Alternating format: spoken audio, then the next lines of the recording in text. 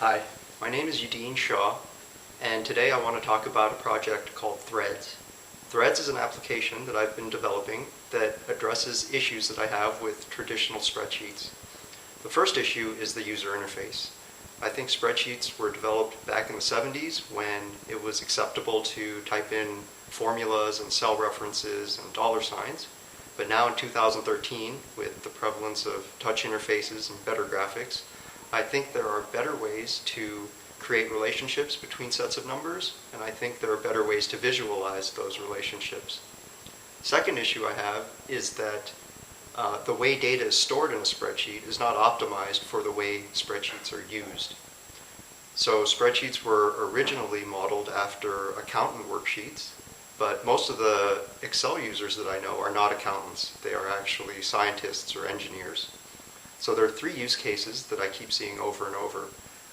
First use case is to do calculations that can't be done on a calculator, either because there are too many numbers in parallel or because the user wants to store intermediate results. The second use case is to visualize data in order to see trends. And the third use case is to store data so that it can be shared with other people. So what I tried to do was create an app from scratch that solves these three problems. And what I discovered is that the best way to store the data is not in a table format, but rather in a graph of lists. And so to test out the idea, I created a prototype in C# and published it to the Windows Store under the name VectorCalc. So if you have a Windows 8 machine, you can download the app and check it out. But in the meantime, I'd like to give you a demo so that you can get an idea of how the program works. I'll start by multiplying a list of numbers by another number. So first, I'll enter a list of 6 numbers. And notice when I click outside of this node, a new node forms that's ready for me to use. So in this new node, I'll enter a 5, and then I will send the list and the 5 to a new node and choose multiply. And that multiplies my list of numbers by 5. I can do the same thing in Excel. First, I will paste in those 6 numbers, then I will put in a 5, and then to multiply that list of 6 numbers by 5, I need to type in the formula equals B2 times C2. And in order to multiply every number in the list by 5, I need to anchor the C2 with a dollar sign. That allows me to drag this box down and multiplies every number by 5. So I'm sure you noticed that it took a lot more steps to do the same thing in Excel as it did in Threads. And also there was the possibility of making mistakes. So even though I entered 6 numbers, I could have accidentally only multiplied 5 of them. And that's because entering 6 numbers is a separate step from choosing which numbers to multiply. Now, I could have signified, at least to another user, that these 6 numbers belong together in a group. So I could highlight them and put a border around them, but this type of formatting means nothing to Excel. Now I want to show you some of the charting capabilities in Threads. So I'm going to make another list of 6 numbers. This time I'm going to use the random function to generate 6 random numbers, and I will multiply each of these random numbers times 100.